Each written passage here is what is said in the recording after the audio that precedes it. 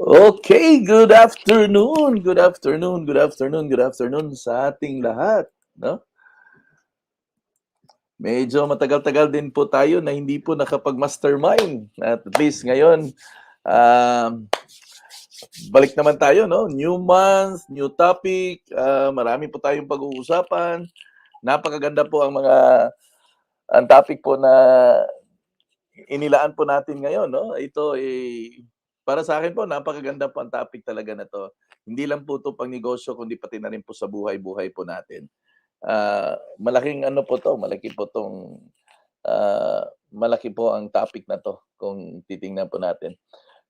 Sige magpaparami muna tayo sandali 'no, siguro mga konting kuwentuhan na lang muna.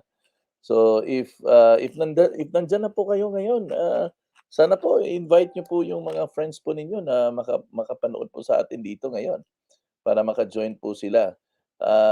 Medyo sunod-sunod 'tong live ko kanina, I have a live kanina pong, 2:00, ngayon ito naman, tapos mamayang konti 8:00, ibang arangkada naman. So gano'n talaga ang buhay, 'no? Go lang ng go. Go lang ng go. Ayan si Maricel, nandiyan na, nagtatawag na. Hello Maricel, ano ka ba ngayon Maricel? Nasa ano ko ba ka ngayon, nasa jeepney ka ba ngayon? Pauwi ka na ba ng bahay, 'no? So, ingat ka Maricel, ingat sa biyahe, stay at a distance kasi alam niyo naman, hindi pa tayo tapos dito sa laban kontra COVID po. Pero tuloy lang. Wala namang ano dito, Kumbaga, um, kumbaga wala naman talagang ano, safe place talaga sa ngayon. So, ano na lang, ingat-ingat na lang talaga, 'no? Ingat-ingat na lang. So, sige, tuloy po tayo, 'no? Tuloy-tuloy lang. Tuloy-tuloy lang po tayo. Sige, invite niyo po yung mga friends po ninyo. Ayan, ilan na bang viewers meron tayo ngayon? Ayan, 500 viewers na, 600 viewers. Yan, maraming viewers pala.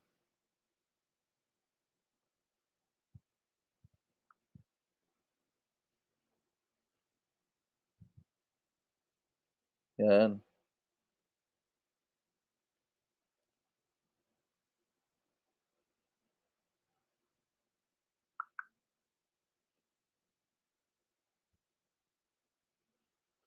Tingnan natin, 'no? Kasi chat muna ako dito. Ayan, okay. Sige ho. Sino pa bang nandito ngayon? Yan. Ma-check ko nga, ma-check ko kasi check muna ako, kasi baka ano, ayan, okey. Tingnan natin sa FB Live kung okey ba ang takbo dito, kung ano na yung situation.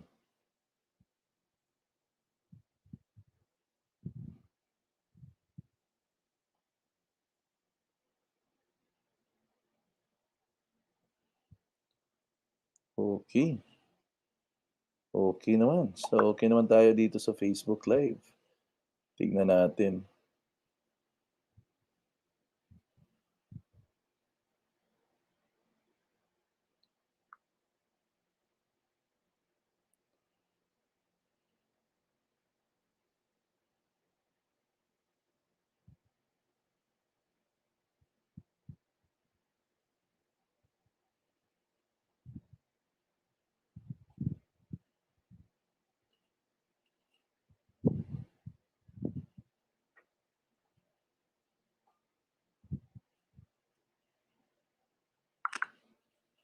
Ayan, okey.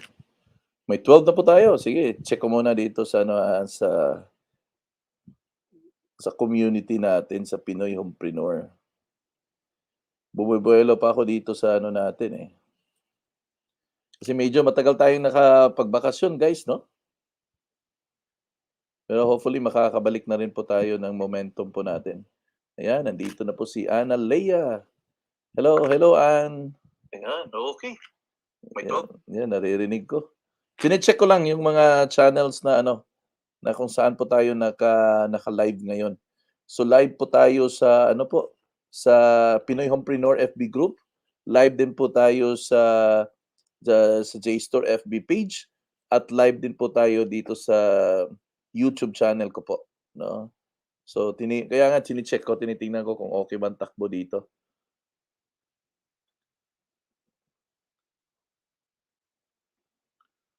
Okey,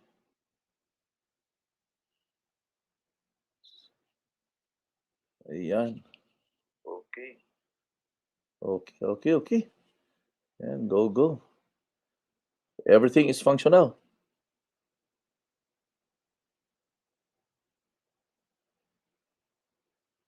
Okey. So ito po, ang bagong topic po na pag-uusapan po natin ay disiplina. Ito po ay napakaimportante pong topic kasi dito po sa negosyo natin na hindi po naman tayo empleyado po, ito tayo po ay individual pong nagninegosyo. So wala po tayong amo po dito, wala po tayong boss kung tutuusin. So importante po dito ang disiplina. Kasi kung wala po tayong disiplina, may mga bagay-bagay po tayo na dapat po nating gawin at dahil wala po tayo do'n, ang kadalasan po ay hindi po natin na-accomplish ang mga bagay-bagay na dapat po sana nating ma-accomplish. Sa lahat po ng larangan sa buhay, importante po ang disiplina. 'Pag wala pong disiplina, imposible po na aasenso po tayo. Tingnan mo nga na lang kung ang isang empleyado parati pong nale-late sa trabaho, ano kaya ang magiging mangyayari sa kanya? So, if gano'n naman ang magiging situation, malamang hindi po aabutan 'yan ng isang taon, masisinsante na po 'yan sa trabaho. Gano'n po kaimportante ang disiplina. Ano sa tingin mo ang isang estudyante 'pag walang disiplina? Ang mangyayari, hindi 'yan gigising ng maaga. Parating late 'yan sa klase. So kung gano'n ang magiging situation, ano naman ang magiging score niya sa mga exam niya kung hindi siya mag-aaral ng mabuti. So if gano'n po kaimportante ang disiplina at kung titingnan mo po, kahit po dito sa bayan po natin, ano kaya ang mangyayari sa mga kalsada natin kung lahat ng nagmamaneho na driver ay walang disiplina? Siguro ang ingay ng mga busina ng mga kalsada 'pag walang disiplina ang bawat tao. Can you just imagine kung walang disiplina kahit naka-stop ang red light kahit naka-red light po 'yan, go lang ng go ang sasakyan. So anong mangyayari? Maraming masasagasaan. Sa lahat ng aspeto natin sa buhay, kung titingnan niyo po, napakaimportante po ang disiplina. However, itong word na disiplina ay minsan po or kadalasan ay binabalewala lang po natin. However, nakita po natin, na-observe po natin na ang mga tao pong mga disiplinado sa buhay, malayo po ang mga mararating pos nila. Disiplinado sila sa pagising ng umaga, disiplinado sila sa mga kinakain nila kaya po healthy ang katawan nila. Disiplinado sila sa mga trabaho nila kaya po napo-promote sila. Hindi po sila na late, kaya po naging daan po na magkakaroon po sila ng mga promotion or umangat po yung mga pasweldo po nila. Napakaganda po ang topic natin ngayong hapon na 'to. Kaibigan, invite ko po kayo, aanyayahan ko po kayo na imbitahin niyo po yung mga kaibigan po ninyo, mga kasamahan po natin sa trabaho, kasamahan natin sa negosyo. Dalhin niyo po sila dito ngayon kasi napakaganda po ang topic na sisimulan natin tuwing Martes po. Ito po yung disiplina muna or ang ano ko talaga dito ang title, Disiplinado ako, aasenso ako. Oh, napakaganda po. So, bigyan po natin ng mga ilang segundo siguro, no? Ilang minutes, no? 1 to 2 minutes para po mag-invite po tayo ng mga kasamahan po natin na makapag-join. Kasi sayang din po, no? Ilang audience lang tayo meron? 8 lang, no? 8 lang. Sige, mag-chat tayo, ha? Mag-text tayo.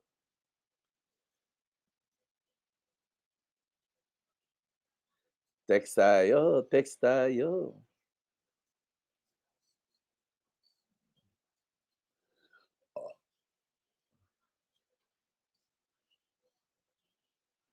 Ayan, text muna natin. Notify muna natin sila, ha?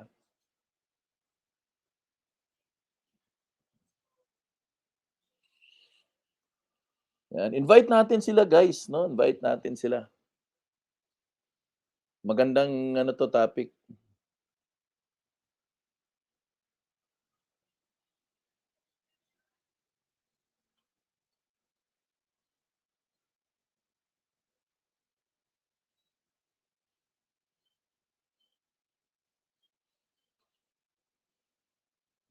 Ayan, okey, tuloy-tuloy lang po tayo.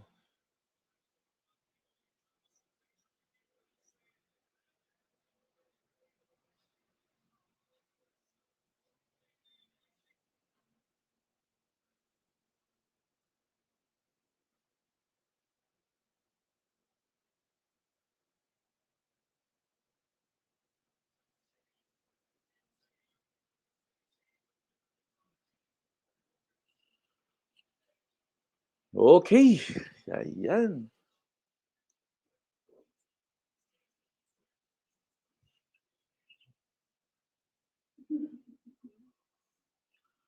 Okey, live na po tayo ngayon, okey. Sige ho, umpisahan na natin po, pag-usapan po natin ang word na disiplina. Okay. Now, ang topic na pag-uusapan po natin ay pinamagatan ko pong disiplinado ako, aasenso ako. Nasabi ko na po kanina kung gaano po kaimportante ang disiplina sa lahat po ng aspeto ng buhay po natin. Hindi lang po sa negosyo, hindi lang po sa pag-aaral, hindi lang po sa trabaho, pati na rin po sa komunidad po natin, malaki pong impact ang tao pong na may disiplina. Now, ang discipline is, ito po yun, no? Discipline is doing the things that you want to do in order to achieve your goal. Okay, na lahat tayo may goal, di ba? Imposible pong wala tayong goal. Pero kahit po gaano kaganda yung goal na yan, kahit po gaano kalaki ang goal na yan, pag hindi po tayo disciplined enough, no? If you're not disciplined enough in doing things that you don't want to do. No, ito yung keyword dito. You don't want to do in order to achieve your goal. 'Di ba? May goal ka. Minsan po, ayaw nating gumising ng maaga. Pero dahil disiplinado ka na magtatrabaho sa araw na 'yan, gigising ka. Minsan may mga panahon po na napapagod ka. Gusto mong magpahinga samantalang ang iba diyan ay nakapagpahinga lang, gusto mong magpahinga. So, in fact, iniisip mo na maganda siguro mag-absent na lang. Pero hindi mo siya gagawin kasi disiplinado ka na tatapusin mo yung trabaho mo. May mga bagay-bagay na gusto mo na lang sana na, "Okey, pahinga na lang ako, rest na lang ako." Pero hindi mo gagawin 'yan kasi disiplinado kang tatapusin mo ang dapat mong tatapusin. So, 'yun po yung discipline. Now, discipline actually, kung ako yung tatanungin niyo, this equates to sacrifices. Kailangan po talagang gawin mo ang dapat mong gawin kahit napapagod ka, kahit inaantok ka pa. Bakit ho? Kasi you are disciplined and responsible doon sa dapat mong tatapusin.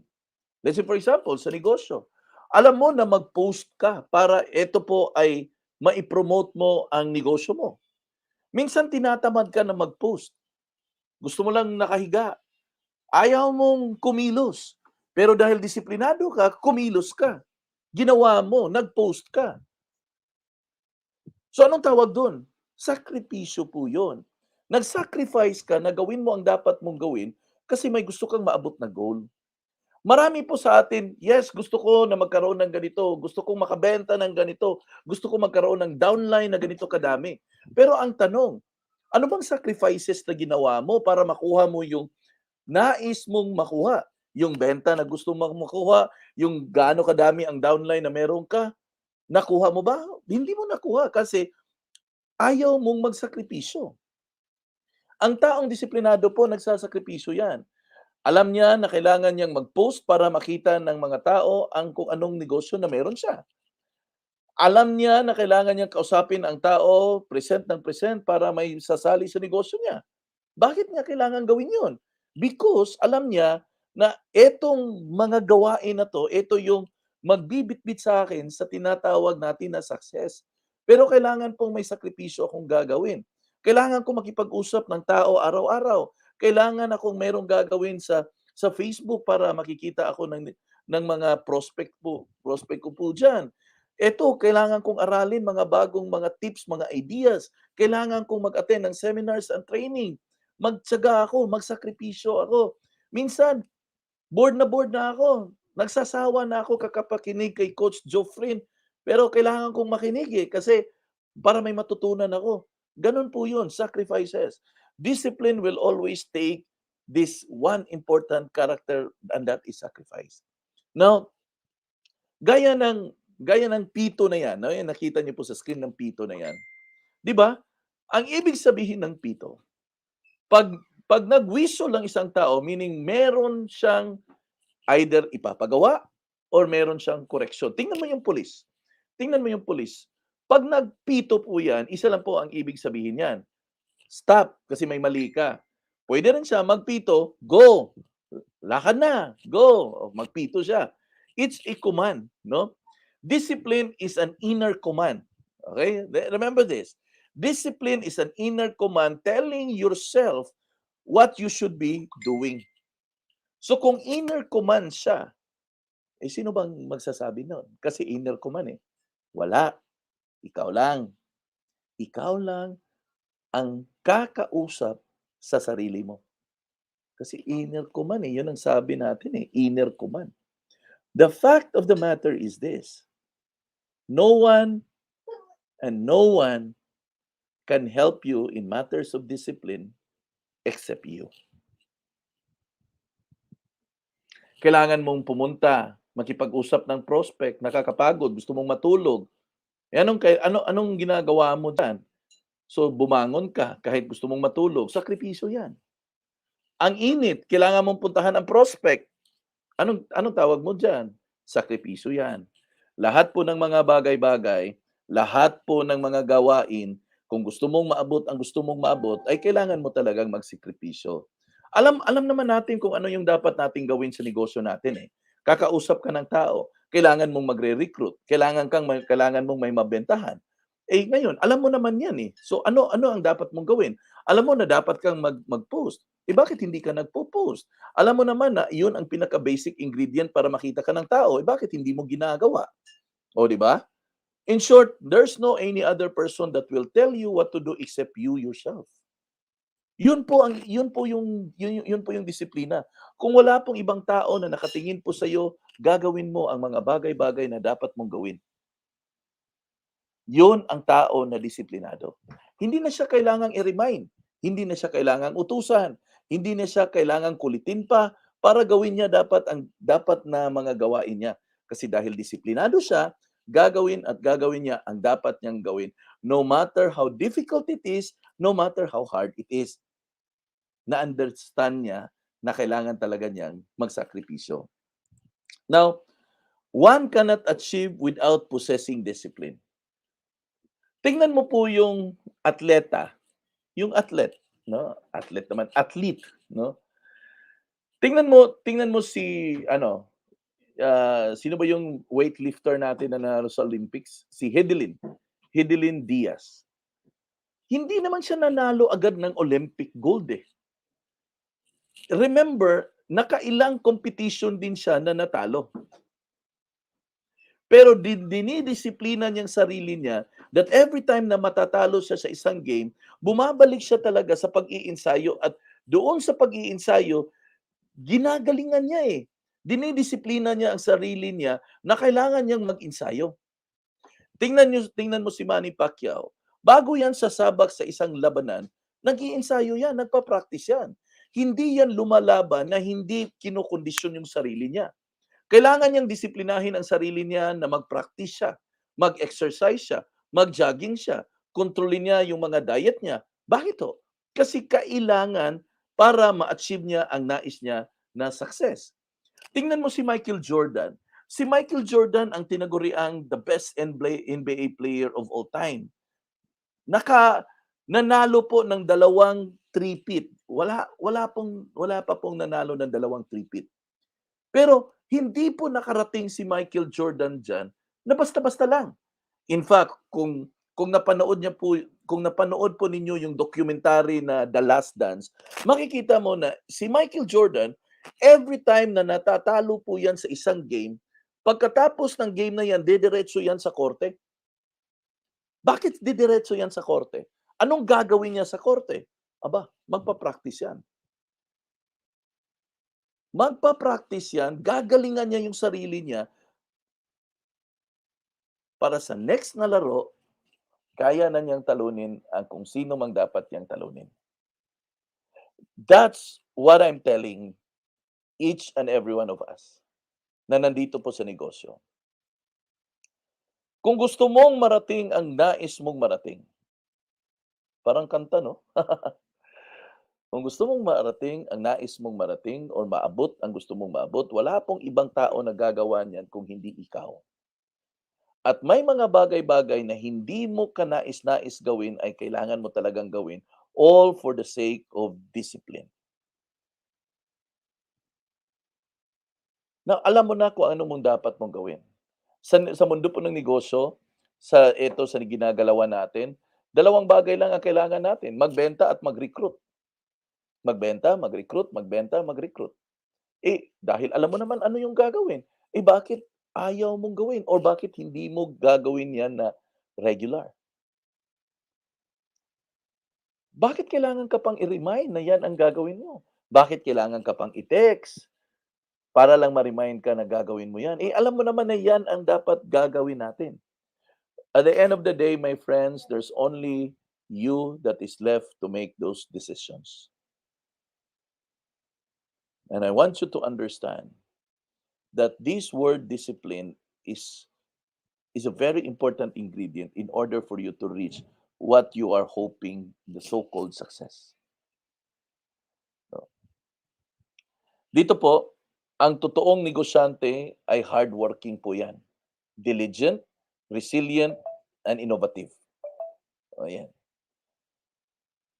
Hardworking, diligent, resilient, and innovative.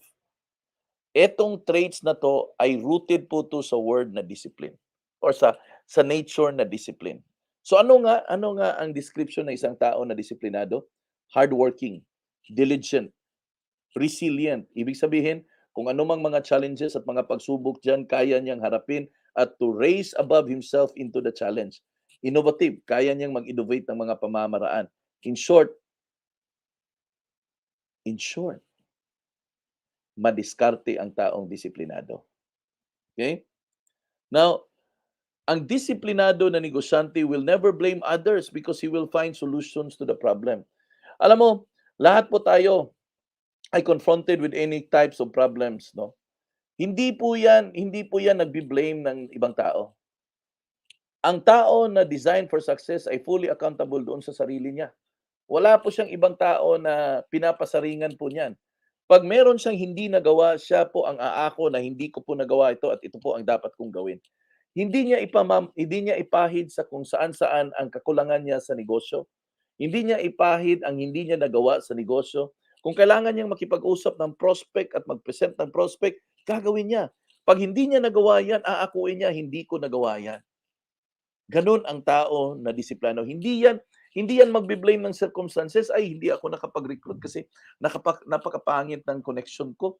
Ay, hindi ako nakipag-usap ng prospect kasi, tinatamad ako.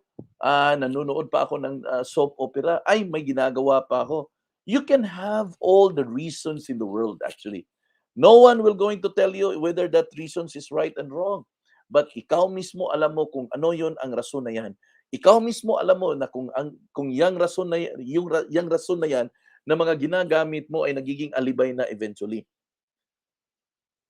Kasi whether we like it or not, there has to be a set of disciplines na kailangan po natin na ma-practice sa araw-araw. Para ito po ay automatic po na mag-activate sa buhay po natin. Gano'n lang po 'yun. A lot of people actually are thinking na kaya nilang mag-succeed na pabanjing-banjing lang. No, hindi po. Seryosong labanan po 'to, no, seryoso. People that are disciplined works passionately. 'Pag ikaw ay disiplinado, 'pag sinabi mo na disiplinado ka, passionate ka sa mga ginagawa mo, 'no?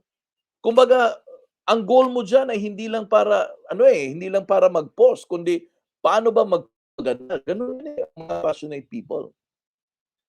Ang passionate na tao ay hindi po 'yan for less. Ang passionate na tao will always go and do things for excellence. 'Yun po yung mga disiplinado nga tao. Hindi po 'yun na hindi po 'yun na, okey na 'yan, sa susunod na 'yan, no.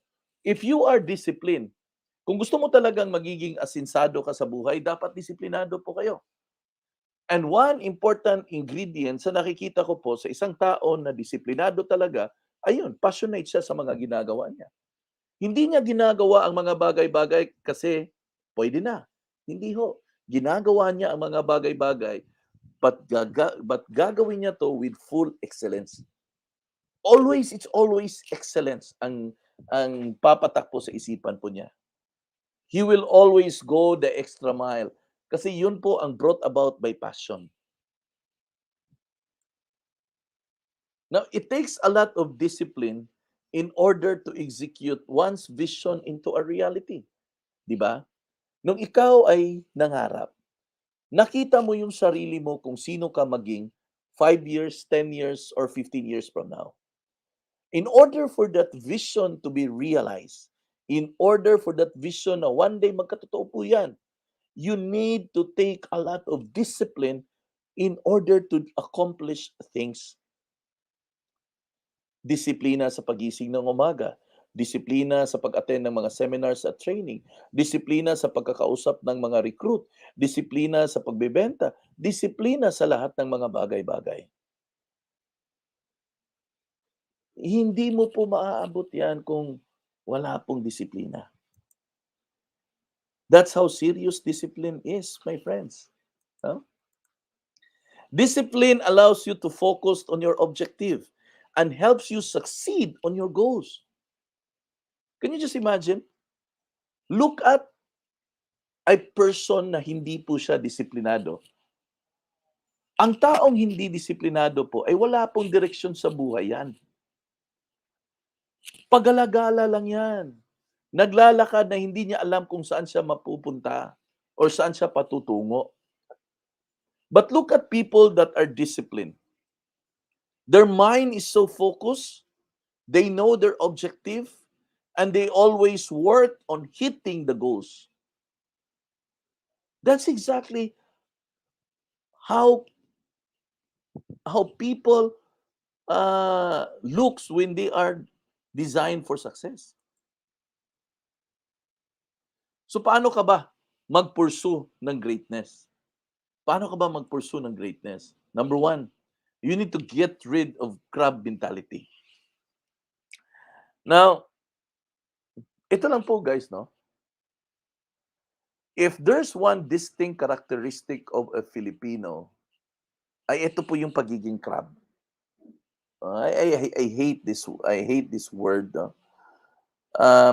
Because para sa akin kasi ang crab mentality it's more than the mentality itself, but it's an issue of the heart.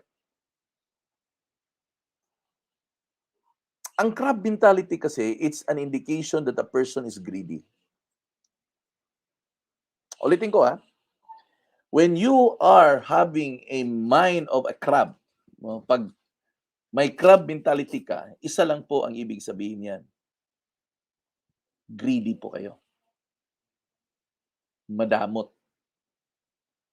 May kaibahan yung madamot sa kuripot Madamot. Greedy.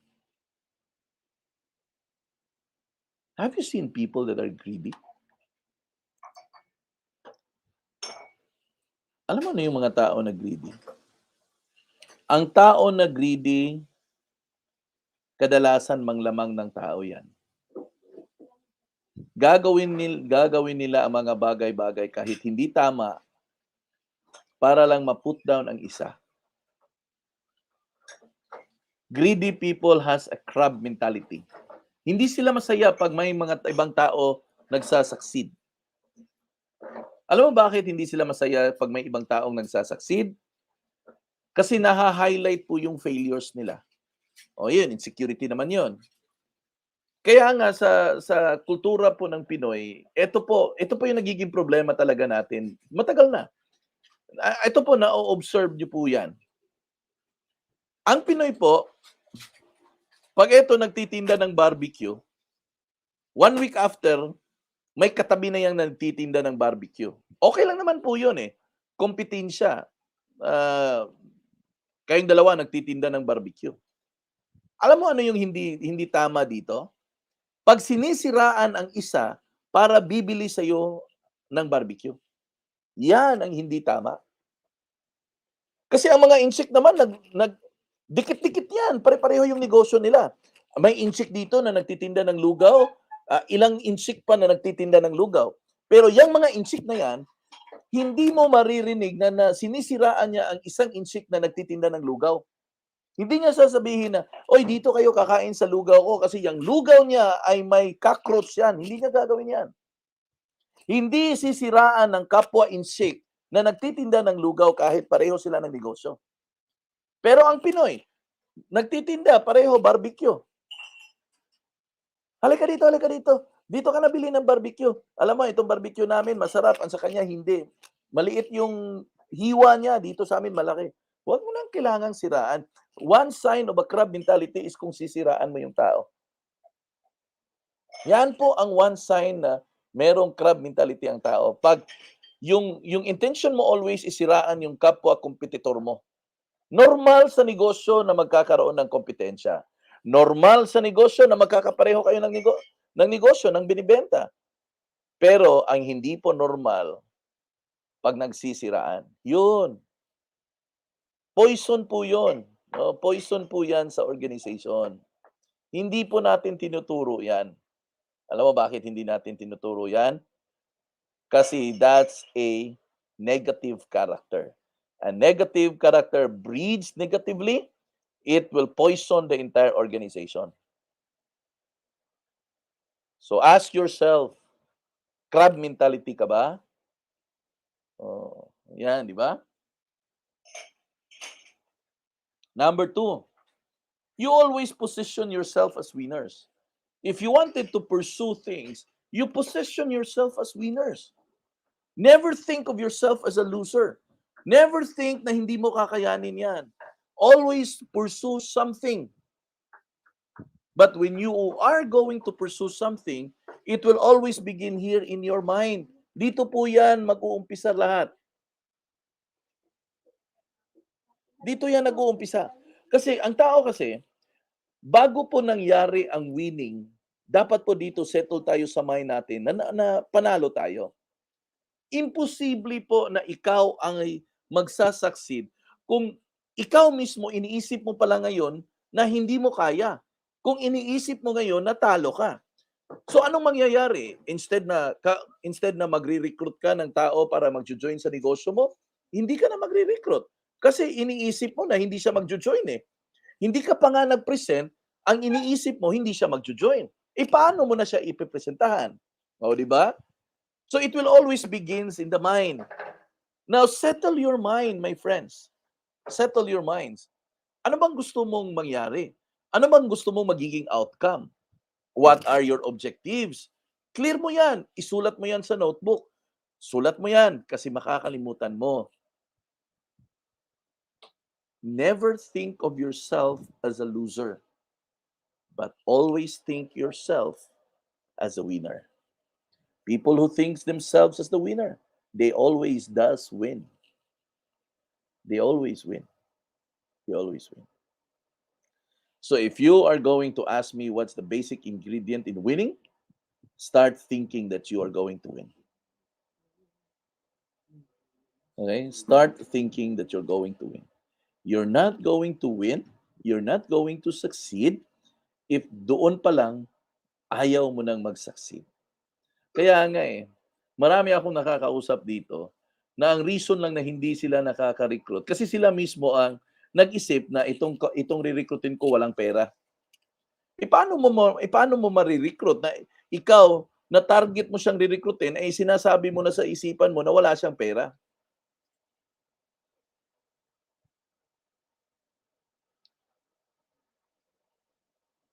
Di ba? In short,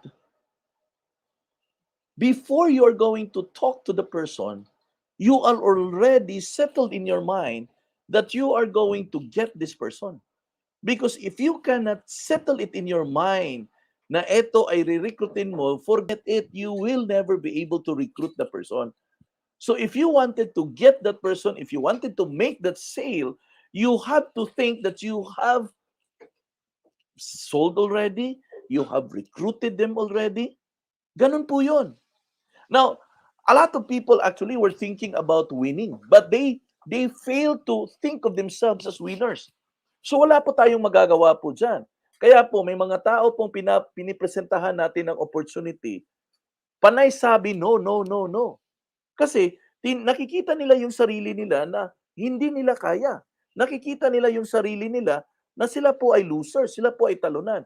Alam mo, kahit gaanong presentation na gagawin mo yan, pag hindi po nagbukas ang mind ng tao na yan, walang mangyayari po. Wala talagang mangyayari. And even, no, ito ha, even if libre pa yan na ipapakita mo sa kanya, even if libre pa ang negosyo na yan, pag hindi po ready ang mind ng isang tao, hindi po talaga yan gagawin ang negosyo na yan. So kailangan talaga winner's mindset tayo eh. Winner's mindset. Now, maraming tao ang nagsasucceed. Sa halip na magsi-self-pity ka dyan, dapat siguro tanungin mo yung tao na mga nagsasucceed kung ano yung mga ginagawa nila, bakit sila nag-succeed.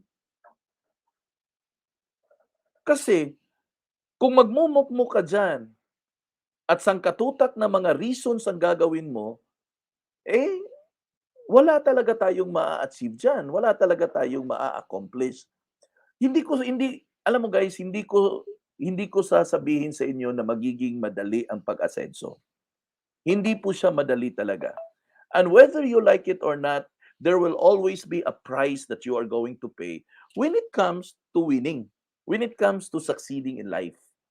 And before all of those things na mangyayari, let's say for example, nandito na si Teacher Allen, no? Let's say for example, si Miss Allen, hindi naman siya nagkakotse agad-agad eh.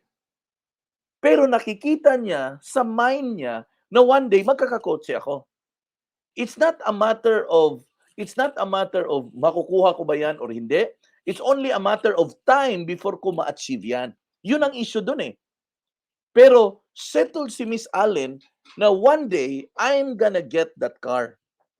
Settled sa mind niya ba? Yun po yung pinoposisyon niya sa sarili niya na winner ako. I'm going to position myself that one day I'm gonna get that car. It's just only a matter of time before I'm gonna get it. Because success naman ay hindi naman talaga overnight yan eh. Hindi po yan nangyayari on a slip of a finger. As much as gusto nating marinig na mas madali pong umasenso, in real life po, hindi po naman talaga totoo. Which means that you really have to toil the ground. But before that thing happens, remember this, my friends, it always begins here in the mind. So a lot of people actually desire for it, but they don't want to think about it. Many times, or hindi lang po many times, most of the time, meron pong linya po itong mind natin eh. Between positive and negative.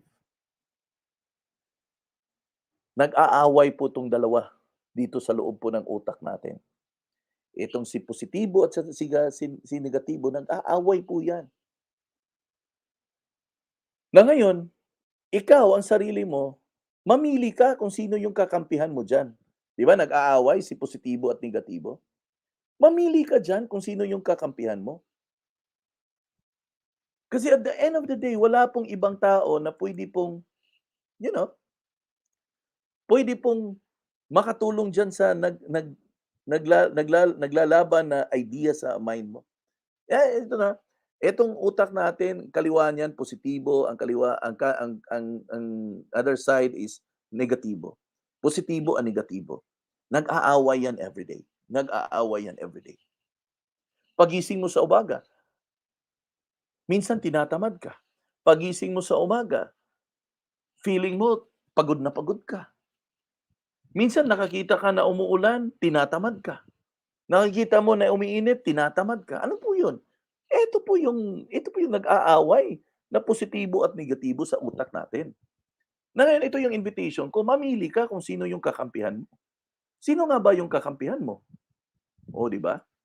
Because at the end of the day, you are the only person na nasa gitna na yan.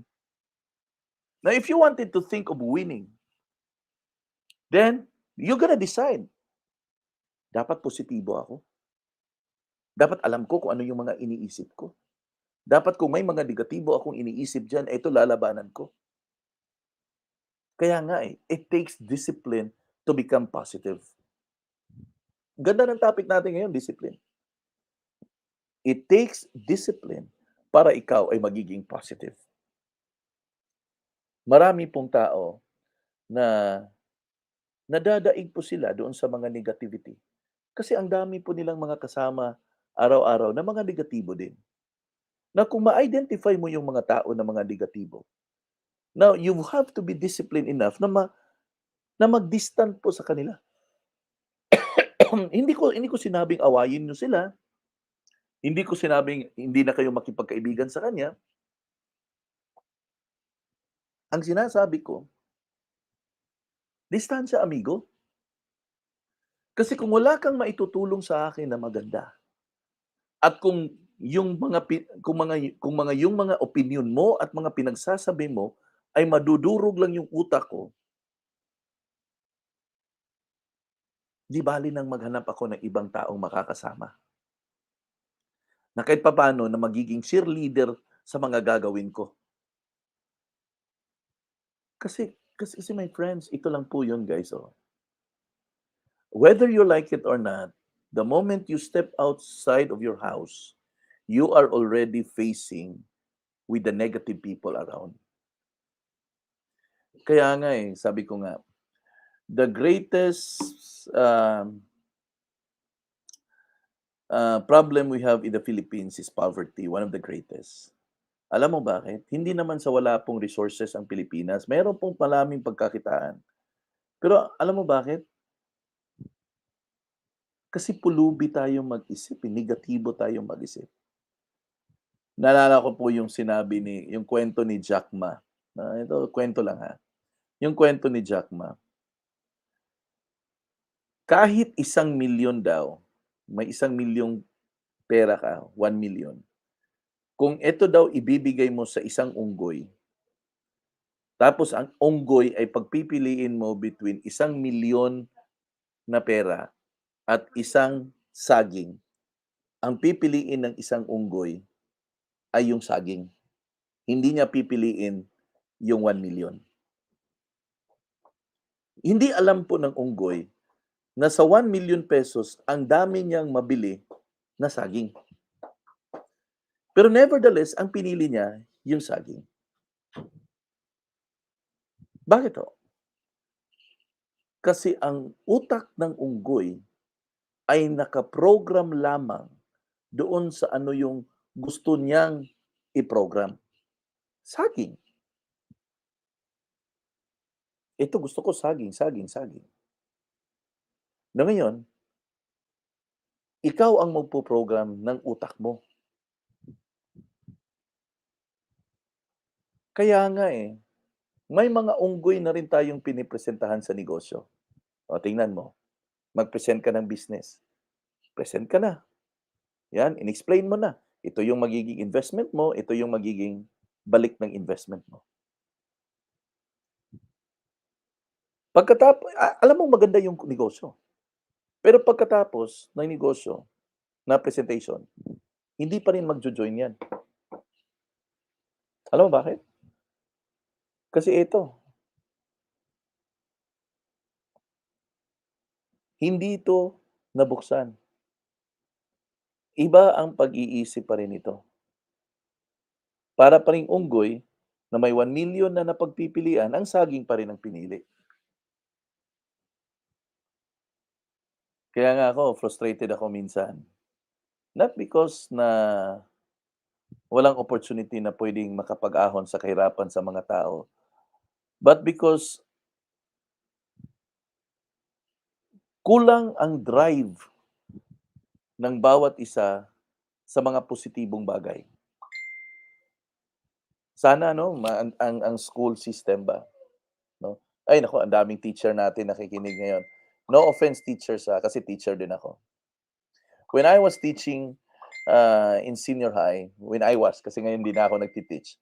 When I was teaching in senior high, I always make it into a point that aside from me teaching their lesson, I always make it a goal that I will be able to change the way they think, their mindsets. Importante sa akin yun. It's because no matter how good they will become academically, as long as the way they think never changes, they will still remain poor. Kaya nga ang dami pong nakatapos sa pag-aaral, ang dami pong nagiging professional, pulubi pa rin sila because the way they think is just the same. So hangga't hindi po mabago the way we think, ang mga outcome po niyan ay hindi rin po mababago. It's still gonna be the same.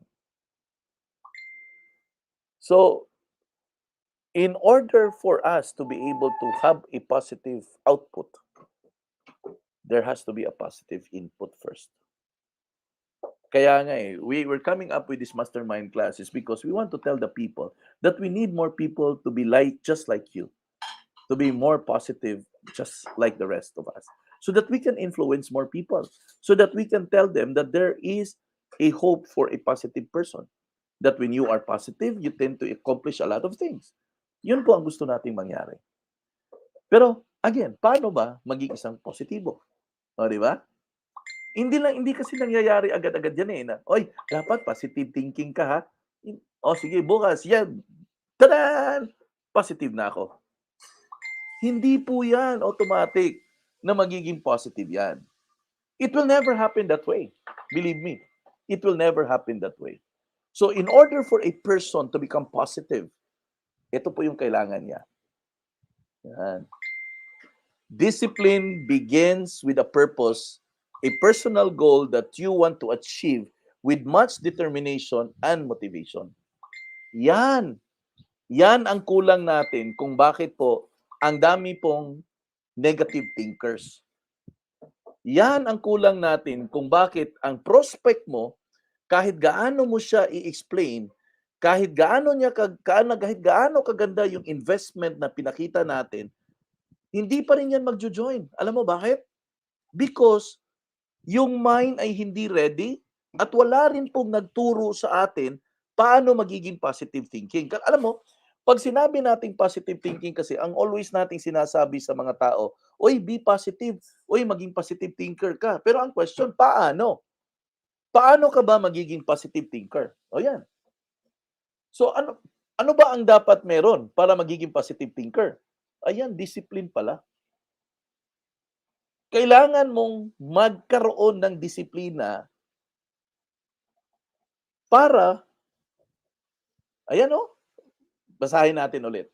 Discipline begins with a purpose, a personal goal that you want to achieve with much determination and motivation. So maliwanag po, my friends, maliwanag po. Para ikaw at ako ay magiging positive thinker, you need to be disciplined in thinking. Kailangan po disiplinado ka sa pag-iisip mo. Na iniisip mo na dapat I have to think as a winner. So you put it in yourself that I have to think as a winner. How are you going to do that? You're going to discipline yourself to read books.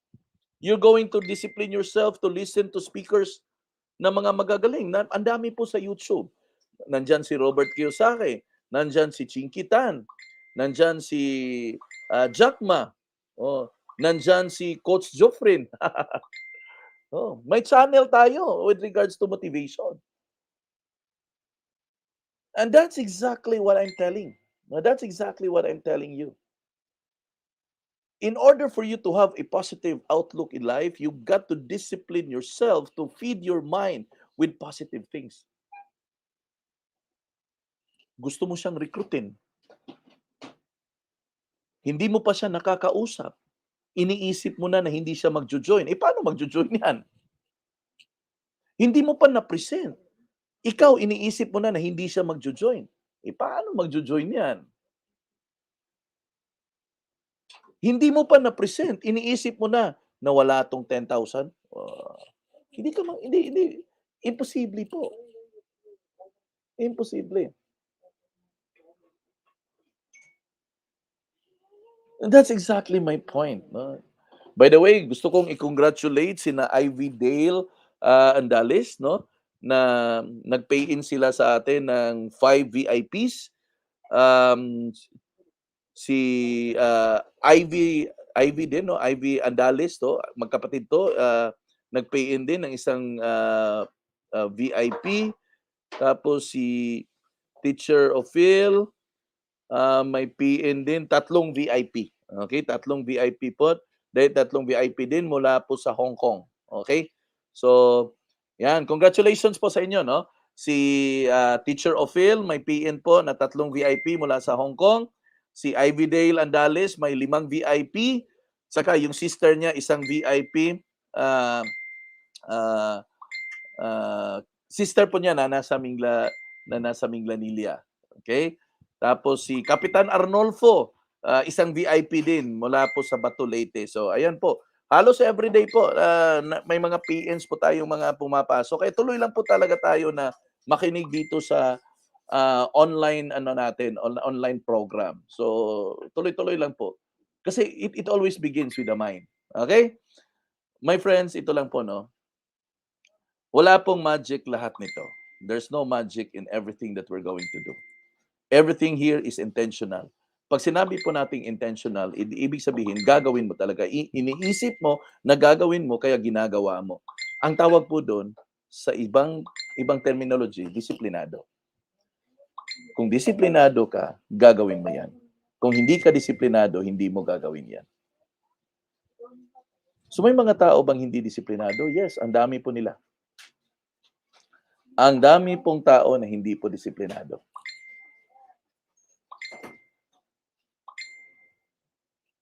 Ganun lang po yan eh. Ako po, isa lang po yung always na nasa heart ko. I want each and every one of us na kikita. Gaganda ang buhay. Kasi kung gaganda ang buhay ng paligid natin, gaganda ang buong bayan natin. Aasenso tayo lahat. Masaya.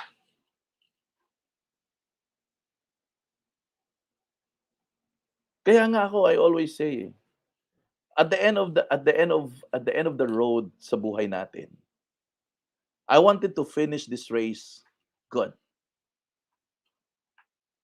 Bawat isa sa atin may certain level of satisfaction. Iba-iba po. Iba-iba po yung certain level of satisfactions natin. But whatever is that makes you fulfilled, do it. Do it with all your heart. Do what you are passionate at. Dito ako passionate eh. Ito yung passion ko, magturo. Kaya, magtuturo talaga ako ng magtuturo. Kasi passion ko to eh. Love ko to. In return, may mga bonuses lang nakikita ako. Rewards of being a teacher. Reward being a coach. Ang dami na po nating mga nagsasucceed. At I'm so happy to really look at. Alam nyo, guys, no, with all honesty, nung sinumulan ko ang Mastermind class, may isang estudyante tayo dito na regular talaga na nag-a-attend. Ito si Miss Allen. Regular nag-a-attend. Alam mo, grabe, nung nalaman ko na lalabas yung kotse niya, tinawagan ko talaga. Grabe, ang saya ko. Yung mga life na mga ma-change, mga changed life ba? Magaganda ang storya niyan eh. And that story needs to be told. Ang sabi ko, tatawagan ko to. Hindi pa kami nagkita personal, no? But I'm really looking forward one day na magkita kami. But I was so happy when she achieved that. No? Na to the point na tinawagan ko talaga personal. Days ago, isa sa mga kaibigan ko, nag-move in na sa bagong bahay niya na na-achieve, no? Nandito rin sa atin, kasama natin ngayon si Mel Berdan. Nakita ko siya on how she started with the business. Nag-umpisa siya, right from the scratch, kumita siya, na-stabilize yung income niya. Ngayon, nag-6-digit income na siya. Unti-unti niyang nabibili yung gusto niya. Until finally, lumipat na siya sa bago niyang bahay. For 14, 15 years na nagre-renta, ngayon magkaroon ka ng sarili mong bahay. Nako, laking storya po 'yan. Milestone po 'yan. The last time we've talked, sabi niya, once ma-settle ako nito, Sir Joff, gusto ko ng Toyota Rush. Yung sabi niya, Toyota Rush. So, ginawa ko, sige, tingnan natin ano yung rush. Oh. Para yung desire ba, yung desire ay nandun. Kaya kayo diyan, that's discipline. No, that's discipline. That's what you are going to, that's what you're going to have, no? Itong dalawa na 'to, ayan si Miss Allen ayan, ito yung si Miss Allen from Palawan. Sabi ni Miss Allen, no, "Sobrang thank you po, Coach Joff. Sobrang nakakatulong po yung mastermind class sa journey ko dito sa J-Store. God bless you more." Ayan. One day sasakay ako diyan, Teacher Allen, sa Toyota Vios na 'yan. Okay? Gano'n lang po. Ginawa natin ang mastermind class para makatulong po sa marami pa pong tao. Ito po yung mission natin sa buhay. Gumawa tayo ng mastermind class. Alam mo yung mastermind class ko, yung entrepreneurship, ano po yun, 26 episode. Grabe ang haba po, no? Pero nakikita ko po yung sumasabaybay po noon, no? 26 episode. Ang topic lang po noon, entrepreneurship. At on the 26 episode, ang dami ko pong nakita na nabago na buhay. Sa 26 episode. No, sa 26 episode na mga nag-i-enroll na nag-a-attend doon sa mastermind class na yon, nakikita ko po pa isa-isa na nabago po ang buhay nila.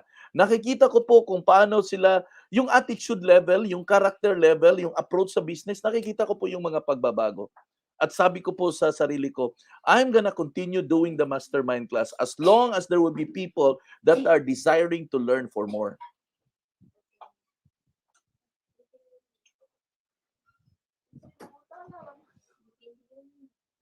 Ganun lang po yun Ang dami ko pong nakita na nabagong nabuhay. Kaya attend kayo ng mastermind class. Don't miss the mastermind class. No? Don't miss the mastermind class. Huwag niyong i-miss ang mastermind class. No? Ang dami nating pinag-usapan doon sa mastermind class. Pero ngayon, etong topic na to na discipline, ito yung isa sa pinakamagandang topic. Medyo mahaba rin ang discussion natin ito, pero nakakasiguro ako na masaya po ang journey natin dito. Again? Okay. So balik tayo. Balik tayo sa topic So in short, the sense of responsibility allows you to perform discipline successfully. So ibig sabihin pala, pag ikaw ay disiplinado, meron ka palang sense of responsibility. Kaya nga po, kahit hindi mo yan utusan ang tao, kahit wala pong tumitingin dyan, gagawin niya ang dapat niyang gawin. Bakit ho? Kasi nagkakaroon siya ng sense of responsibility.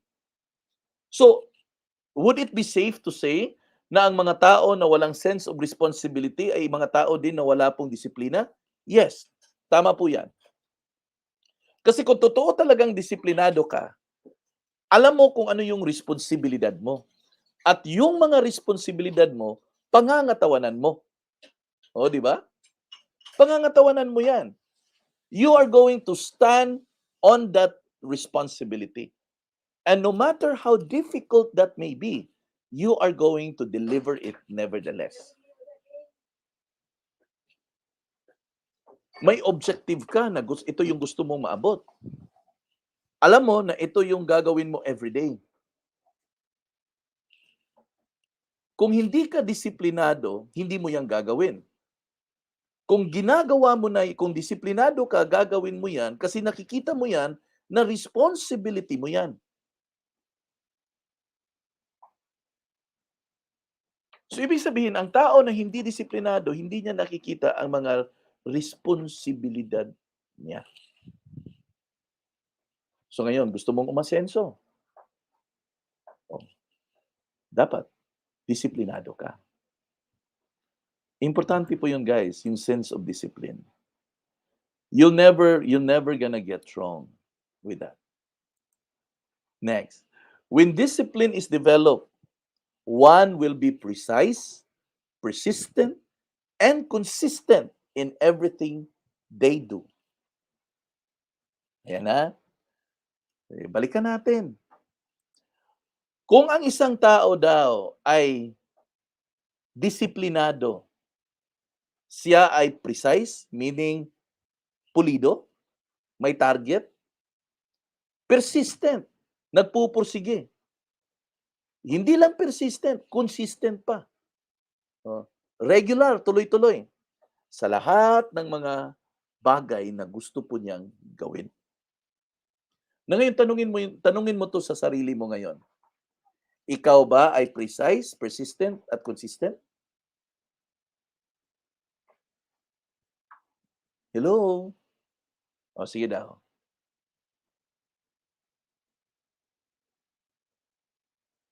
Tanungin mo sa sarili mo. Ask this to yourself. Are you precise, persistent, and consistent? Kasi kung wala ka niyan, hindi ka disiplinado. Yung mga on and off, ngayon, excited, kakausap ng prospect. Tapos, wala naman. Tinatamad na naman. Yan bigla, excited na naman. Hindi consistent. Patay kang bata ka dyan pag hindi ka consistent. Persistent. Alam mo ano yung persistent? Persistent? Ang persistent po, nagpupursige. Yun po yung sa Tagalog, nagpupursige. Alam mo ano yung description ng nagpupursige? Ginagawa ang mga bagay-bagay kahit hindi mo gustong gawin. So ano yun? Parang discipline na rin, di ba? Ang persistent po, ginagawa ang mga bagay-bagay. Ang taong nagpupursige, ginagawa ang mga bagay-bagay kahit hindi niya gustong gawin. Hindi niya binibigyan ng rason ang sarili niya. Ay, hindi ko gagawin to kasi nahihiya ako. Kalokohan. Sabi mo sa sarili mo, disiplinado ka. Sabi mo sa sarili mo, persistent ka. Bakit hindi mo gagawin? Dahil lang sa nahihiya ka? Hindi po. I-overcome mo yung hiya mo. Ay, hindi ko gagawin yan. Hindi ako haharap ng tao kasi nahihiya ako kasi wala akong alam. Di, mag-aral ka. Alamin mo ang negosyo. Learn the business so that you can talk. Overcome your fears so that you can face people. Kumbaga, don't settle to where you are right now. Kasi if you are going to settle where you are right now, sa totoo lang, magiging pabigat ka sa kasama mo. Ulitin ko ha. Kung hindi ka nagpupursige, that's persistent. Kung team kayo, ito example ha, mag-asawa kayo, ginagawa nyo ang negosyo na to. Kung hindi ka magpupursige na aralin ang dapat mong aralin or gawin ang dapat mong gawin, i-overcome yung fear, i-overcome yung hiya. Hindi mo ba alam na sa halip na nakakatulong ka, ikaw ay nagiging pabigat? Ulitin ko, masakit to pero totoo to. Sa halip na nakakatulong ka, ikaw ay nagiging pabigat. Tingnan mo sa opisina. Kung nagtatrabaho kayo sa isang opisina, kung merong isa dyan na hindi siya nagpupursige, anong mangyayari? Yung tao na yun na hindi pursigido, magiging pabigat sa opisina ninyo. Ganon din po yan sa negosyo. Kung sino yung hindi nagpupursige sa kasama mo, magiging pabigat yan. Sa halip na ikaw ay aabante ng husto sa negosyo, nako, hindi ka aabante. Mahihila ka. Bakit ho? Kasi nagiging pabigat siya. Question, ikaw ba porsigido or hindi? Tanungin mo sarili mo, porsigido ka ba o hindi? Pabigat ka ba sa kasama mo o hindi? Oh, 'di ba? Kasi kung pabigat ka sa kasama mo, I think you need to change. I think you need to do some workout. I-workout mo. I-workout mo na ma-overcome mo ang lahat na dapat mong i-overcome. Yan sabi ni Lizelle Porsigido, yan. Kasi yan dapat. Dapat hindi ka pabigat sa kasama mo. Huwag mong gawing rason. No? Huwag mong gawing rason na hindi mo nagagawa dahil nahihiya ka. Huwag mong gawing rason na hindi mo nagagawa kasi hindi mo alam. Kasi madali ang solusyon dun eh. Kung hindi mo alam, alamin mo. Kung nahihiya ka, dapat i-overcome mo yung hiya mo. Ang problema ng tao na nagiging ganyan is because bini-baby nila yung deficiency nila eh, bini-baby. Ay, mahiyain talaga ako eh. O bini-baby yung hiya.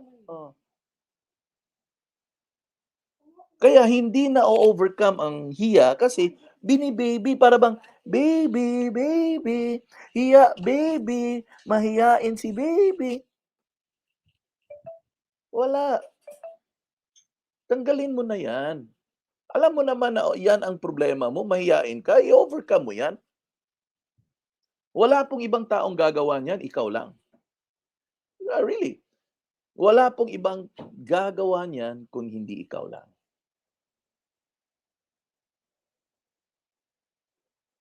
Yan sabi ni Lizelle, oh, I can push my team with this business, pakapalan ng mukha. Yun. Because yun actually ang dapat eh. Kasi porsigido ka eh. I mean, saan ka ba nakakakita ng negosyo na hindi kapalan ng mukha? Saan ka ba nakakita ng negosyo na hindi ka haharap ng tao? Saan ka ba makakakita ng negosyo na hindi ka kakausap ng tao? Ano 'yan? Silent language? Hindi pa puwede 'yun. Kaya gusto ko yung spirit ni Lizelle, oh, pakita ko, show ko yung sinabi niya. Ayan, oh, ito yung sabi ni Lizelle, "I can push my team with this business." Pakapalan ng mukha. Ayan. Gusto ko 'tong statement mo, Lizelle. Honestly, gusto ko yung statement mo. Because that's what is should na meron tayo dapat. Kasi when you are disciplined, all of these things dapat meron ka. You're precise, you're persistent, and you're consistent. And if you don't have that right now, I think it's about time that you have to think about it. Pag-isipan mo, my friend. No? Think about it, no, as many time as you can. Establish yourselves, establish the things that you're going to do. Pag ang tao po responsable na po, ano yung mangyayari? He's going to have a routine. He's going to establish a routine as part in developing discipline. Magkakaroon po yan ng routine. Ano yung gagawin niya pagising niya sa umaga? Ano yung unang gagawin niya? Ito, yan. Nakanumero na po yan. Pagdating ng tanghali, ano yung gagawin? Pagdating ng gabi, ano yung gagawin? Ano yung mga dapat kong asikasuhin? Nakasulat na po yan. Nakasulat yan. And when a person is disciplined, establish po yung routine niya everyday. Hindi po yan aalis o lalakad ng bahay na hindi po niya alam kung ano po ang gagawin niya sa buong araw. That's discipline. Kaya nga, kung nandito ka sa negosyo na to, paglabas mo ng bahay, alam mo na ito yung mga gagawin ko. Ito, pupunta ako nito, kakausapin ko to, magdi-deliver ako nito. Alam mo lahat, every step of the way. And that's exactly the result of being disciplined. Kasi kung hindi po kayo disiplinado, in short, wala ka ring sense of responsibility.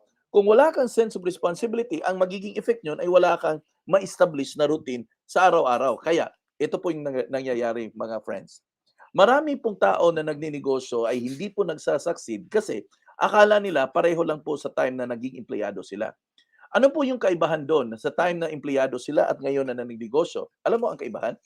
Dati po na nagtatrabaho tayo, may amo tayong nag-uutos sa atin, nag-remind kung ano yung gagawin natin. Nung ikaw ay lumabas sa pagiging empleyado, wala na pong magdidikta sa'yo. So ano yung dapat meron ka? Discipline. Kasi yung discipline, yun ang magdidikta kung ano yung dapat mong gawin. Yun ang mag-establish sa'yo ng routine. Bakit may routine ka sa nagtatrabaho ka? Ikaw bang nag-establish nun? Hindi. Yung amo mo. Yung amo mo na panay utos sa'yo, siya ang nag-establish ng routine mo na gagawin mo everyday. Now ngayon, negosyante ka na. Wala nang mag-uutos. Now, sino mag-i-establish ng routine? No. Nakita nyo na? So, ikaw. So, question. How do you plan your day? How do you plan your week? How do you plan your month? Doon po sa mga nakakakilala sa akin, alam na alam nila na I live each day with a plan. Hindi ko po maalala, mula po na nag-umpisa po ako sa journey sa pagiging entrepreneur, hindi ko po maalala na hindi ko po alam ang hindi ko po maalala kung na hindi ko alam, hindi ko po maalala isang araw na hindi ko alam kung ano yung dapat kong gawin. Alam na alam ko talaga, step by step, kung ano yung gagawin ko. And I work on that schedule. I am very particular with schedules. I always have my calendar. I always plot it in my calendar. Why? Because makakalimutan mo yan. And if you wanted to really regularize the things that you are going to do, you've got to write it down in a calendar para makita mo po yung pattern mo sa araw-araw. Okay? Pag nakita mo na yung pattern mo sa araw-araw, then you will begin to look at your routine. Makikita mo na kung ano yung routine mo. Mahirap ba mag-establish ng routine? Mahirap siguro kung hindi mo alam kung ano yung dapat mong gawin. Yun ang downside. Pero kung alam mo kung ano yung gagawin mo, I think hindi siya mahirap kasi you will know exactly saan ka pupunta, sinong kakausapin, at ano pa ang mga dapat gawin. At responsable ka doon na ito po ay tatapusin mo.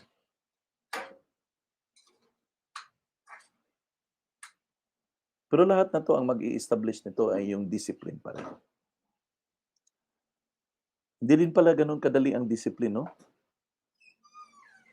Kasi, sa mundo po ng pagiging entrepreneur, wala po tayong nagdidikta kung ano yung gagawin natin dito. No?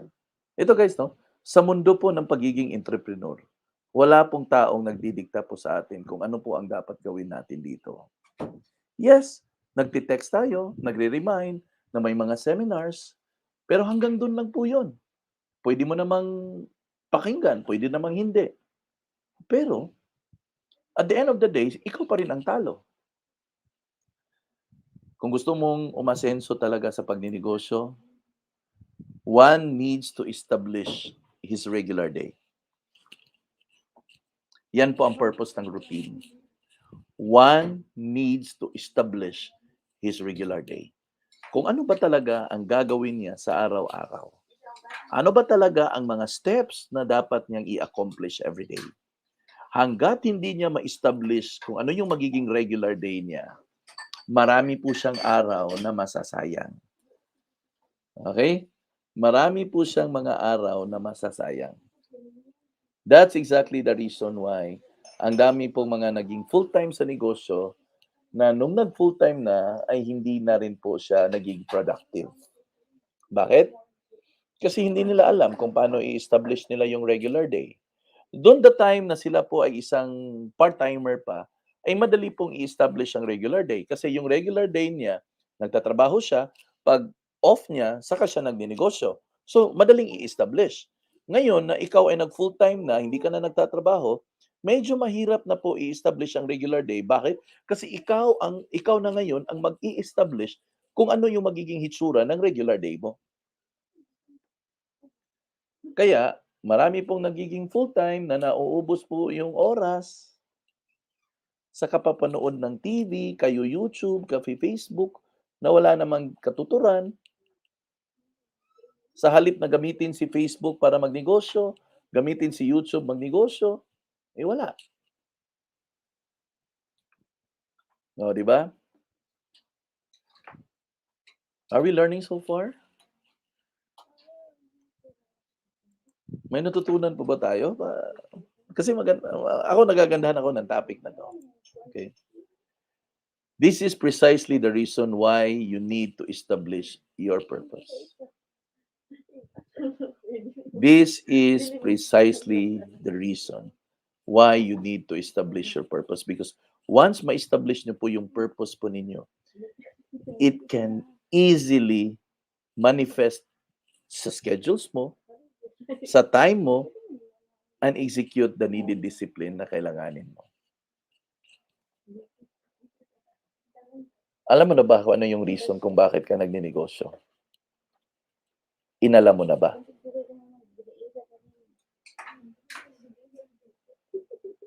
At the end of the day, alam ko po maraming taong gustong magnegosyo. As much as marami pong taong nagnegosyo, hindi rin po ganun karami ang nagsasucceed. Kung meron man tayong mga narinig na nagiging successful dyan, alamin natin kung ano yung mga ginagawa nila, kung bakit sila nagiging successful. Kasi may mga ginagawa yan sila eh. May mga habits yan sila. May mga disciplines yan sila na mga ginagawa on a regular daily basis. At alam nila po kung ano yung reason kung bakit nila ginagawa yan. They were able to identify the very reason, the very purpose kung bakit sila nagninegosyo. And most of the time, that's where we fail actually. Most of the time, that's where we fail. Kasi, nagnegosyo lang tayo kasi nagiging uso. Nagnegosyo siya. Ay sige, magnegosyo rin ako. Nag-join siya, join na rin ako. Kaya nga ako when I do my business presentation, I always make it to the point na naiintindihan talaga ng kausap ko. Kasi pag naiintindihan niya, gagawin niya. Oh, di ba? Your purpose will set the direction of your day. Remember that. Your purpose will set the direction of your day. So kung naka-define po to, and then definitely, lahat po ng disciplines na kailangan mo, naka-identify na po na yan. Alam mo kung ano yung patutunguhan mo, alam mo ano yung direction mo, at alam mo kung ano yung magiging outcome sa dulo ng direction na to. You know exactly what will be the outcome. Now, ang tanong dito, how can you establish your routine? Paano mo ba i-establish yung routine mo? Kasi we're talking about routine eh. And the basic ingredient of routine is knowing the purpose para ma-establish mo yung gawain mo. But again, how will you establish your routine? Paano ka ba mag-establish ng routine? Okay. Number 1, have a purpose greater than yourself. Okay. So yung pag-usapan natin have a purpose greater than yourself. Now, doon sa topic natin on entrepreneurship, napag-usapan na natin itong ng purpose eh. Hindi ko na masyadong i-dig up po yan. Pero ito lang po yun talaga. Always ask this question sa sarili mo. Ano ba ang rason kung bakit ko ginagawa ang negosyo na to? Hanggat hindi mo siya masagot. Kung ang sagot mo lang ay always pera, maniwala ka sa hindi. One day, hindi po sustainable ang purpose na kumita lang. You ask all of the successful people. I was given the chance to meet quite a number of successful people. And I always have noticed in them na ang purpose nila is greater than themselves actually. Which means it's greater than money. So find a purpose more valuable than money. Because kung ma-identify mo ang purpose na beyond money, it will turn out to become a passion. Magiging passion po yan. Ano po yung magiging resulta? Simple lang. Ibig sabihin, pag ito po ay nagiging passion, gagawin mo ang mga bagay-bagay, may pera man or wala. Kumita ka man ngayon or hindi pa. Marami pong tao na nagki-quit po, 'pag pumapasok po sila ng network marketing, nagki-quit po sila kasi akala nila na 'pag join nila bukas kumita sila. Pero hindi, eh. So do'n po papasok kung gaano po kaimportante na ma-identify mo ang purpose na mas greater pa po sa sarili mo. Don't chase after money. Sabi pa nga ni King Solomon, eh, ito yung the richest people, in the world, eh, the richest man in the world. Sabi niya, "If you chase for money, it's just like chasing after the wind."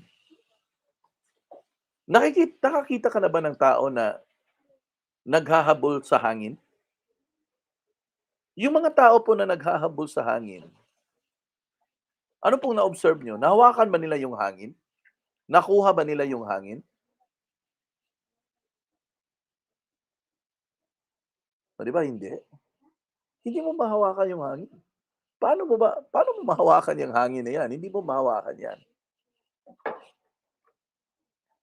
So don't chase after money. Money will follow after you chase your reasons, after you chase your purposes.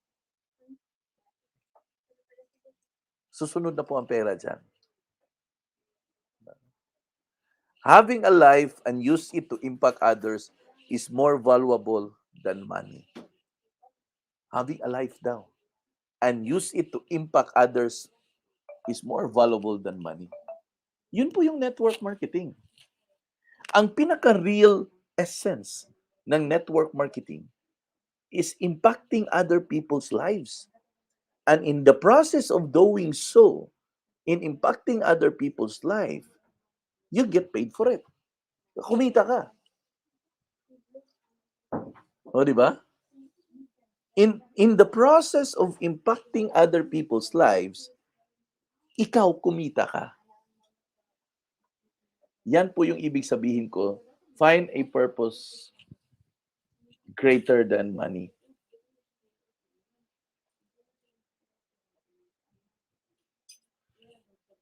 Kasi kung ang reason mo po sa pagninegosyo ay, yes, nandun na po yung kumita. Uh, I would be hypocrite to say if sasabihin ko na hindi ko po gustong kumita. Gusto kong kumita. But if yan po ang magiging batayan sa mga gagawin ko po sa araw-araw, if hindi po ako kikita, magki-quit po ako sa ginagawa ko at maghanap ako ng ibang negosyo na mas madaling kumita. Yun po yung point po dun, eh.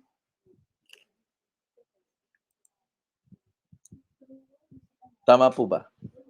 Kasi kung pera ang habol mo, 'pag etong ginagawa mo na negosyo na 'to, 'pag hindi ka kumita agad, ang gagawin mo, magki-quit ka, maghahanap ka ng ibang negosyo na mas madaling kumita.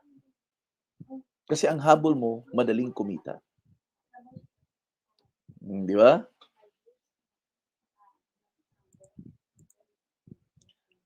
Number 2, kilalanin mo yung sarili mo. Know who you are. Sino ka nga ba talaga? Or kilala mo ba yung sarili mo talaga? Kasi kung hindi mo kilala yung sarili mo, hindi mo alam kung ano yung kakayahan mo. Huwag mong tingnan yung ibang tao. Huwag mong tingnan kung ano sila. Tingnan mo kung anong meron ka. Tingnan mo kung sino ka. Kasi hangga't hindi mo makita kung sino ka, you will never be able to pursue things para sa negosyo mo. So in short, guys, ito lang po, guys, no. A lot of people actually does things, may ginagawa sila, eh. May ginagawa sila kasi nakisunod lang sila kung ano yung ginagawa ng iba. Nakisunod sa uso ba? Nakisunod sa uso. Hindi po long lasting 'yan. Alam mo bakit? Kasi ginagawa niya ang negosyo kung meron siyang kasama kasi kumbaga ito yung magiging attitude. Gagawin ko 'to kung gagawin mo. 'Di ba? Attend ako ng seminar kung mag-a-attend ka. May kilala ba kayo na gano'n? May kilala kayo na gano'n? "Uy, attend tayo ng seminar." Sasagutin ka, "Sige, punta ka ba? Sama ako." "Ay, hindi ako makakapunta, eh." "Ay, sige, hindi na rin ako." Meron ba kayong friend na gano'n?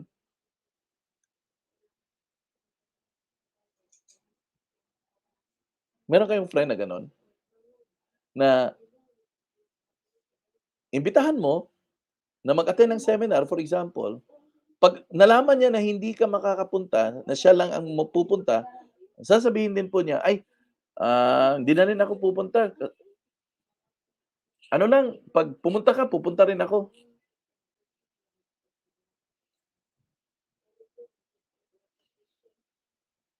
'Yan ang mga tao na hindi pa po nila kilala yung mga sarili nila. They don't know who they are. Kasi ang tao pong hindi niya kilala yung sarili niya, hindi rin niya alam kung ano yung gusto niya. Ulitin ko ha, ang tao na hindi niya kilala ang sarili niya, hindi rin niya alam ang gusto niya.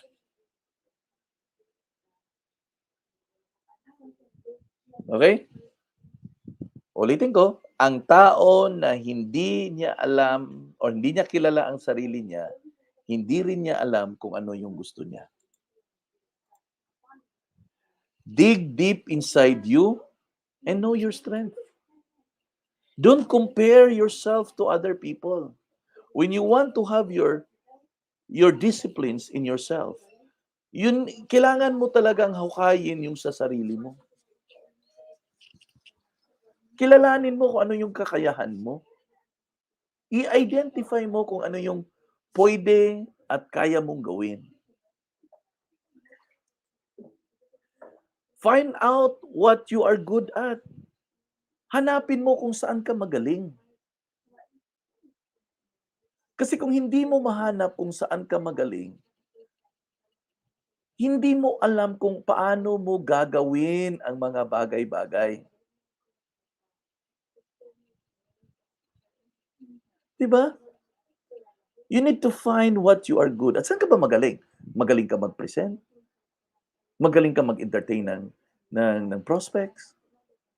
Find where you are good at. Kung saan ka ba talaga magaling, and work on it. Number three, know what you are called for and pursue it. Alamin mo kung ano bang tawag mo talaga. Kasi sa totoo lang, nabubuhay tayo sa mundo na 'to with a purpose and with a calling.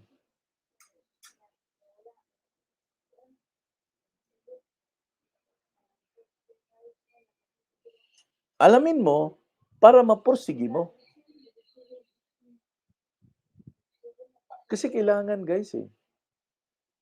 A lot of people are never been happy of what they're doing because they're not doing what they are called for.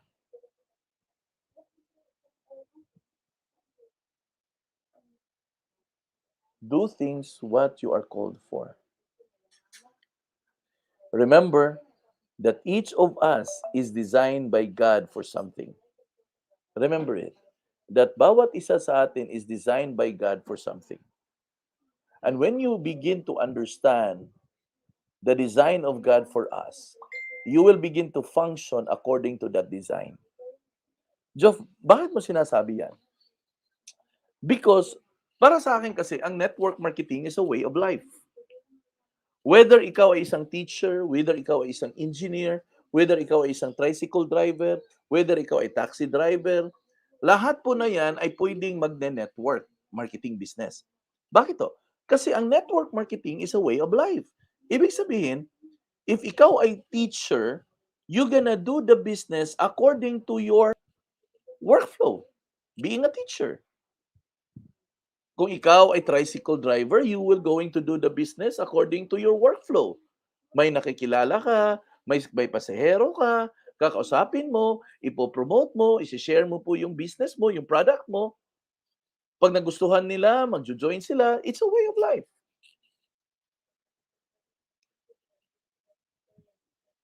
Kasi akala kasi natin na 'pag eto yung napili ko na path, dapat hihiwalay na ako talaga diyan. Hindi ho. Ako maliwanag po yung calling ko. Ang calling ko is a teacher. That what makes me a pastor because that's what I am called for. Because yan ang pinupursigi ko. Yan ang passion ko at diyan po ako masaya. Pero out of this passion, isinilang po ang mga ginagawa kong pagkakakitaan. Hindi ko siya ginagawa separate from who I am. Ginagawa ko siya together of who I am. You get my point?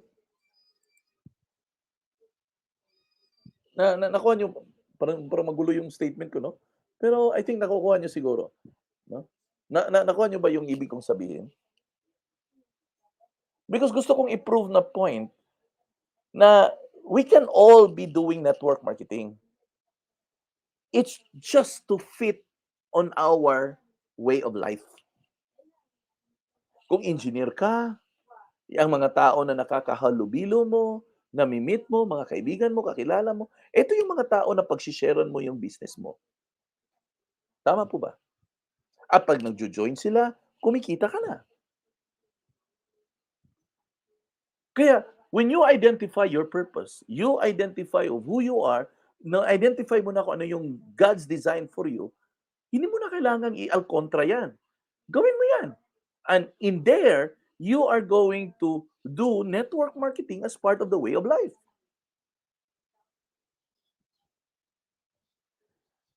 Dito kasi tayo nagkaproblema kasi hinihiwalay natin. Sini-separate natin ba? Sini-separate natin ang pagiging teacher natin sa pagiging networker. Hindi ho. Remember, isang tao lang po tayo. Ako, hindi man ako ngayon nagtuturo sa isang eskwelahan talaga, ako ay isang teacher pa rin. Bakit mo nasabi, Job, na isa kang teacher? Eh ito, nagtuturo ako ngayon, isang teacher pa rin ako. Hindi po ako lumihis doon sa calling ko. Nakuha nyo? Eh, nagdinegosyo ka eh. Oh yes, nagdinegosyo ako. Pero, ang negosyo na meron ako ay bunga ng pagtuturo ko.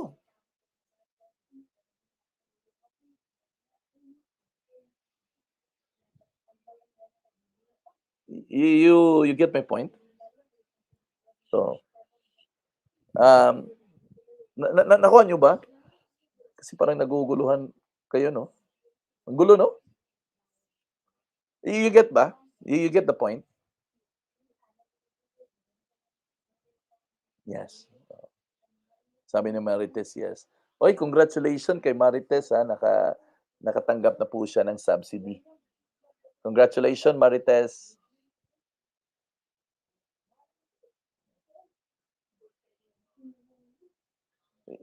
Yun po yun.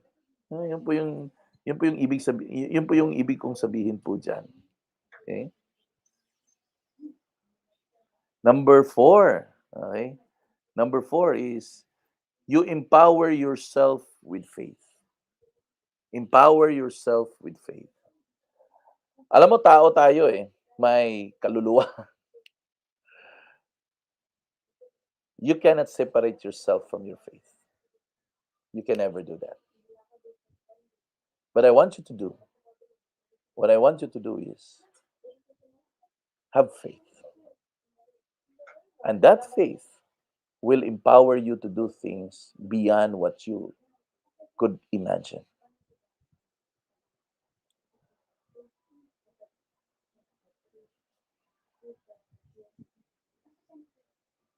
Maraming tao po na inaayawan nila yung pagninegosyo kasi unang-una, they don't have faith. They don't have faith in the business, they don't have faith in themselves, they don't have faith in God that God will blesses them. Kaya nga sabi ng Deuteronomy 8:18 eh, "It is God who gives you the ability to get wealth, that He may confirm His covenant that He swore to your fathers as it is this day.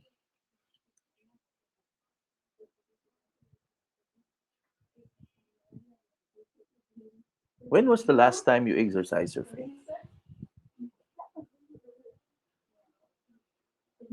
I won't touch much on that because we have the circle to handle with that. Huh? Just keep praying and believing. No matter how difficult life may be in establishing yourself in this journey to become an entrepreneur and doing the business, the needed discipline that you need to have in your life. I know it's gonna be very difficult because I mean there's nothing really comes easy in this world. Hindi po totoong madaling yumaman. Kasi kung totoo po madaling yumaman, hindi marami na din sanang yumaman. But I want you to keep on praying and I want you to keep on believing. Why?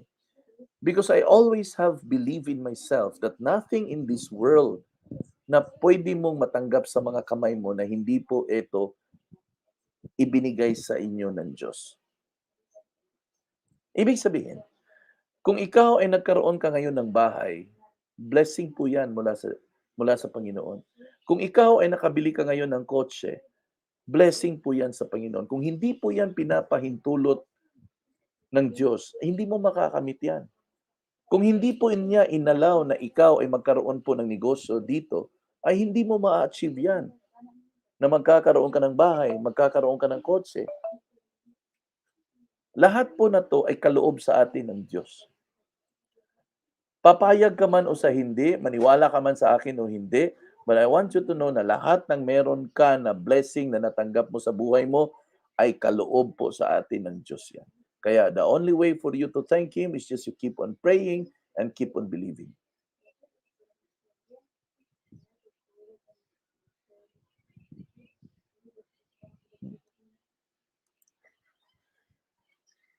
Discipline is equated to obedience.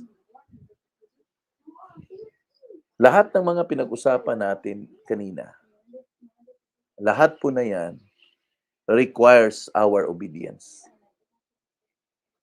Kasi kung hindi po kayo mag-o-obey, hindi po kayo susunod sa mga bagay-bagay na dapat mong gawin, forget the word discipline. It just doesn't work. No, it just doesn't work. When you say to yourself that you are disciplined, then you are obedient. Sumusunod ka. Ha?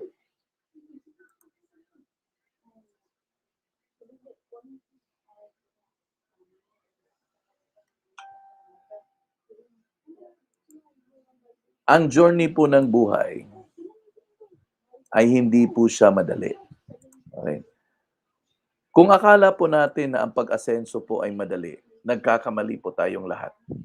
Mali po tayo doon. Kung akala po natin na okay lang na pabanjing-banjing, one day maabot din natin ang mga pangarap natin, nagkakamali po tayo doon. Lahat po ng mga bagay-bagay ay ma-achieve po natin only if we are disciplined enough to do the things na dapat po nating gawin. Responsable tayo sa mga task na meron tayo at sumusunod tayo sa mga bagay-bagay na dapat nating sundin. My friend, we just started our journey on the topic of discipline. Start it within yourself. On a side note, one of the most common indicators of discipline, para sa akin one of the most common indicators of discipline is time. When a person is disciplined with time, there's a big chance for that person to be disciplined in all areas of his life. When you cannot be disciplined with time, forget about all other discipline that will bring you to success. Kalimutan mo yan kasi hindi po yung mangyayari po yan. Joff, bakit ka particular sa oras? Particular ako sa oras because, number one, ang discipline ng time, it is something that you are in control of. Ikaw ang may control. Ako ang may control sa oras ko. Kung hindi ko kayang i-discipline ang sarili ko sa oras, paano pa kaya ang ibang disiplina sa labas?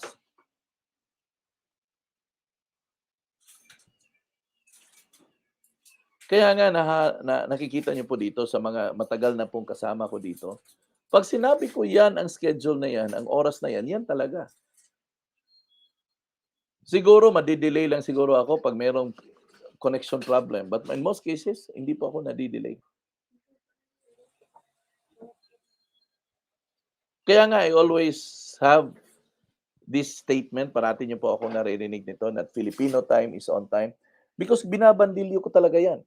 That Filipino time is on time, kasi ganito tayo, Pilipino, dapat on time tayo kasi Pilipino tayo. Alam mo yung late, late, late, late na 'yan, hindi po ugali ng Pinoy 'yan. Ugali po ng Kastila 'yan. At nakuha natin mga Pinoy kasi akalain mo naman for 300 years ay nagiging koloni tayo ng Espanya. So, doon po natin nakuha 'yan. So, in short, hindi po atin talaga 'yan, 'di ba?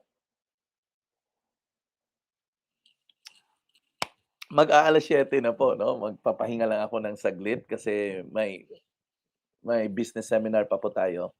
By the way, may JSTOR business seminar po tayo 8:00 ng gabi, 8 o'clock in the evening. Okay, 8 o'clock in the evening may JSTOR business seminar po tayo. Um, Magpapatuloy ang mastermind class po natin every Tuesday. So once a week na lang po natin ang mastermind class po natin, ha. Sa ngayon, okay, every Tuesday mastermind class. Okay, so kita-kita po tayo sa susunod po na Tuesday. May continuation pa po ang ano na 'to, ang topic na 'to. Mahaba pa 'to, oo, huwag kayong magmadali, mahaba pa 'to 'no, itong topic na 'to. Okay, so kita-kita po tayo 8:00 po ng gabi.